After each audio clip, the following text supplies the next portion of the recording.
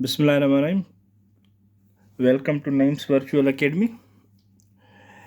Today we will discuss about Government of India Act 1935. ठीक, अॼु असां पढ़ंदासीं गवर्नमेंट ऑफ इंडिया एक्ट 1935। ठीक, हाँ सब खां पहिरियां त असांखे हिन थोरे नोआ हुजणु खपे त इहो एक्ट छो आयो। ठीक, सब खां पहिरियां जेके राउंड टेबल कॉन्फ्रेंसिस थियूं हुयूं, राउंड टेबल कॉन्फ्रेंसिस थियूं जेका अॻु नेक्स्ट लास्ट लेक्चर असां पढ़ियो। ठीक, राउंड टेबल कॉन्फ्रेंसिस जेको फेल्ड थियूं to achieve the demands or any goal. ठीक आहे, या डिमांड्स आर एनीथिंग, पर उन मां छा थियो, राउंड टेबल कॉन्फ्रेंसिस थियण जे करे हिकिड़ी ॻाल्हि जो फ़ाइदो थियो। उहो फ़ाइदो कहिड़ो कंहिंखे थियो? उहो फ़ाइदो थियो ब्रिटिशर्स खे। उहो ब्रिटिशर्स खे कहिड़ो फ़ाइदो थियो? ब्रिटिशर्स खे इहो फ़ाइदो थियो, हिन राउंड टेबल कॉन्फ्रेंस जा 3 सेशन थिया। फर्स्ट राउंड टेबल कॉन्फ्रेंस थी, सेकंड राउंड टेबल कॉन्फ्रेंस थी, थर्ड राउंड टेबल कॉन्फ्रेंस थी। इन्हनि टिनी सेशननि में जेको आहे सो ब्रिटिश गवर्नमेंट हिकिड़ी ॻाल्हि रियलाइज़ कई ऐं उन्हनि खे जेको आहे वेल अवेयर थिया त जेके सब कॉन्टिनेंट जा माण्हू आहिनि, जंहिंमें तव्हांजी कांग्रेस हुई, मुस्लिम लीग हुई या ॿियूं माइनॉरिटीज़ हुयूं, ठीक, उन्हनि जा कहिड़ा इशूज़ आहिनि।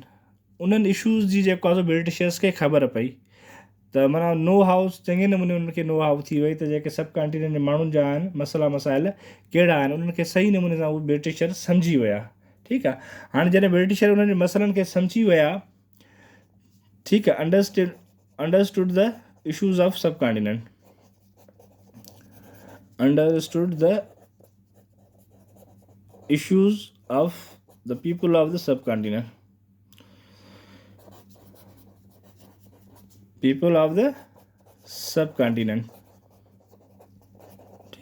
हाणे जॾहिं उहे मसइला सम्झी विया त उन्हनि मसइलनि खे जेको आहे सो सॉल्व करण जे लाइ उन्हनि खे ख़बर वे आउट मिली वियो त भाई ही मसइला आहिनि ब्रिटिश जेके सब कॉन्टिनेंट जे माण्हू जा, हिननि खे जेको आहे सो कीअं सॉल्व कजे। ठीकु, हाणे हिननि खे ख़बर बेसिक मसइलनि जी पइजी वई। ठीकु, हाणे छा थियो, राउंड टेबल कॉन्फ्रेंसूं जॾहिं थियूं टई त उन्हनि टिनी राउंड टेबल कॉन्फ्रेंस जो हिकिड़ो निचोड़ जेको हुयो, उन टिनी राउंड टेबल कॉन्फ्रेंस जो जेको हिकिड़ो जेको तत्व हुयो, उहो ब्रिटिश गवर्नमेंट जेको आहे सो कढी हिकिड़ो वाइट पेपर ठाहियो, वाइट पेपर उन ते लिखियो, वाइट पेपर ते लिखियो।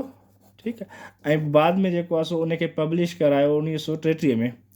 वाइट पेपर ते लिखियो ऐं पब्लिश थियो 1933 ते। इहो MCQ ईंदो अथव, वाइट पेपर जेको आहे रिपोर्ट कॾहिं पब्लिश थी? 1933 में उहा रिपोर्ट पेश थी। ठीकु, हाणे जॾहिं उहा रिपोर्ट पेश थी वाइट पेपर, असुल वाइट पेपर छा हुयो? असुल में वाइट पेपर जेको इहो सॼो तव्हांजो जेको आहे कंक्लूजन हुयो राउंड टेबल कॉन्फ्रेंसिस जो, conclusion of the round table conferences. ठीकु आहे,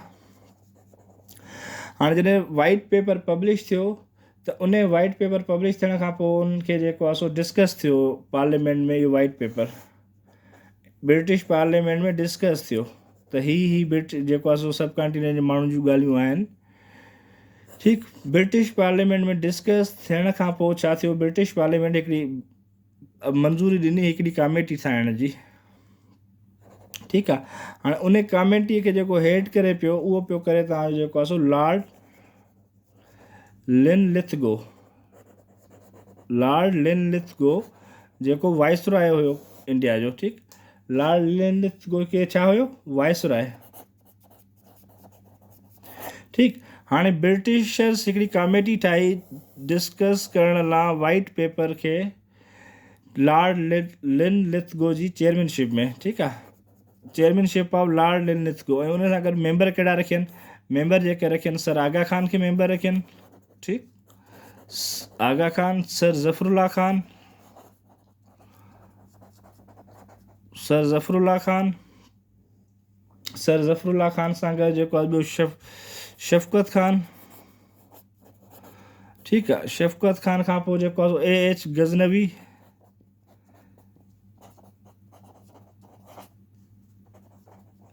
हाणे इहे मेंबर जेके आहे सर आगा खान वारा जेके हुया, लॉर्ड लिनलिथगो जी चेयरमैनशिप में हिकिड़ी कमेटी ठही, उन कमेटी जा ई मेंबर थिया।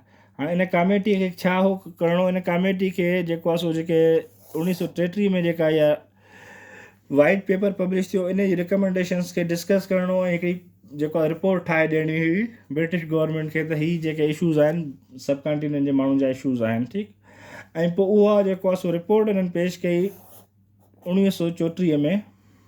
जेका कमेटी ठही, उन कमेटीअ 1934 में इहा रिपोर्ट पेश कई ब्रिटिशर्स खे, ठीकु। ऐं हाणे उहा जॾहिं 1934 में रिपोर्ट पेश थी, त उन रिपोर्ट ते जेको आहे सो पहिरियां त डिस्कशन थियो हुन जी पार्लियामेंट में, जेके हुन में एजेंडास रखिया विया या हुन में जेके ॻाल्हियूं डिस्कस कयूं वियूं, उन्हनि ॻाल्हियुनि ते जेको आहे सो डिस्कशन थियो, ठीकु। उन डिस्कस थियण खां पोइ उन जेको आहे सो जेका रिपोर्ट हुई, उन रिपोर्ट जूं रिकमेंडेशंस जेके हुयूं, ठीकु, उन रिकमेंडेशन खे पब्लिश कयो वियो। ऐं उहे रिकमेंडेशन जेके हुयूं कॾहिं पब्लिश थियूं हुयूं, उहे रिकमेंडेशन जा पब्लिश थियूं हुयूं, उहे तव्हां थियूं 1934 में, जॾहिं पार्लियामेंट में डिस्कस थियो। पार्लियामेंट में डिस्कस करण खां पोइ 1934 में ई उहा रिपोर्ट जेका आहे, दैट रिपोर्ट वाज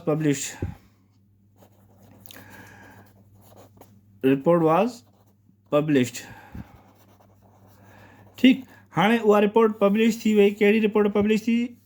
जेका वाइट पेपर खे वाइट पेपर जी रिकमेंडेशन खे डिस्कस करे ॿियूं जेके मेन शयूं हुयूं उन्हनि खे कढण लाइ जेका रिपोर्ट कमेटी ठाही वई हुई, उन जेका रिपोर्ट ॾिनी, उहा रिपोर्ट जेको आहे सो कॾहिं उन में 1934 में पब्लिश थी, ठीकु। ऐं पब्लिश थियण खां पोइ छा थींदो, त का बि शइ पब्लिश थींदी आहे त उन ते डिस्कशन थींदो आहे पार्लियामेंट में। पोइ उहा सेम रिपोर्ट जेका आहे पार्लियामेंट में आई। हाणे पार्लियामेंट में अचण खां पोइ उन जेका रिपोर्ट हुई, उन रिपोर्ट ते जेको आहे सो डिस्कशन थियणु शुरू थियो, ठीकु। हाणे उहा रिपोर्ट पार्लियामेंट में जेको आहे सो अप्रूव करे छॾी। पार्लियामेंट जे अप्रूव थियण खां पोइ उहा रॉयल एक्सेंट लाइ जेको आहे सो बादशाह ॾे वई, ठीकु। हाणे का बि जेका रिपोर्ट थींदी, फाइनल जेको लॉ ठहंदो आहे, सपोज असां वटि को लॉ ठहंदो आहे, असेंबली में डिस्कस थींदो आहे, असेंबली में डिस्कस करण खां पोइ प्राइम मिनिस्टर हाउस वेंदो आहे। प्राइम मिनिस्टर खां पोइ फाइनल अप्रूवल लाइ जेको वेंदो आहे उहो कैबिनेट ऐं असेंबलियुनि खां पोइ उहो प्रेसिडेंट, फाइनल जेका साइन थींदी आहे उहा प्रेसिडेंट जी थींदी आहे। प्रेसिडेंट जी साइन थियण खां पोइ उहो जेको डिस्कशन जंहिं आर्डर ते थींदो आहे, उहो आर्डर जेको आहे सो लॉ थी वेंदो आहे, ठीकु आहे। हाणे हिन 1934 वारी रिपोर्ट ते डिस्कस थियण खां पोइ रॉयल बादशाह जी जेको आहे सो कैबिनेट में उहा रिपोर्ट पेश थी। ऐं बादशाह जी एक्सेंट, माना बादशाह जो जेको आहे सो ख़्यालु वठण लाइ, त बादशाह छा उनखे जेका रिपोर्ट असां ठाही आहे उन बादशाह एग्री आहे या न आहे, ठीकु। उन एग्रीमेंट जो एक्सेंट वठण लाइ जेको आहे सो, या कंसेंट वठण लाइ, उहा रिपोर्ट रॉयल कैबिनेट में पेश थी, ठीकु आहे। जिथां उहा रिपोर्ट जेको आहे सो 24 जुलाई 1935 में पास थी। 24 जुलाई 1935 में पास थी। हाणे उहा रिपोर्ट जॾहिं 24 जुलाई 1935 में पास थी, त माना हीउ हिकिड़ो कानून थी वियो, लॉ ठही वियो, ठीकु आहे। ऐं हिन लॉ खे नालो ॾिनो वियो गवर्नमेंट ऑफ इंडिया एक्ट 1935, ठीकु। हाणे सिंपल हिकिड़ी जेको आहे सो राउंड टेबल कॉन्फ्रेंसूं जेके थियूं उहे फेल वयूं। फेल थियण मां हिननि 3 राउंड टेबल कॉन्फ्रेंस जी सीरीज़ मां हिकिड़ी ख़बर पई त बेसिक माण्हू जेके सब कॉन्टिनेंट जा उन जा इशूज़ कहिड़ा आहिनि, ठीकु आहे। उन्हनि 3 राउंड टेबल कॉन्फ्रेंस जो जेको निचोड़ हुयो, कंक्लूजन हुओ, उहो हिकिड़ो ब्रिटिशर्स जेको आहे वाइट पेपर जे नाले सां हिकिड़ो पेपर पब्लिश कयो, उन में उहो लिखियो। उहो पेपर जेको आहे पार्लियामेंट में डिस्कस थियो। ऐं उन पार्लियामेंट डिस्कस थियण खां पोइ पार्लियामेंट जेको आहे हिकिड़ी कमेटी ठाही लॉर्ड लिनलिथगो जी चेयरमैनशिप में, जंहिंमें आगा खान, ज़फरुल्लाह, शफ़क़ात खान ऐं गज़नवी जेको आहे उनजा मेंबर हुआ। उन्हनि उन रिपोर्ट जी हिकिड़ी जेको आहे सो कमेटी छा कयो, रिपोर्ट पेश कई 1934 में। उन रिपोर्ट ते डिस्कशन थियण खां पोइ उहा रिपोर्ट जेको आहे 34 में पब्लिश थी।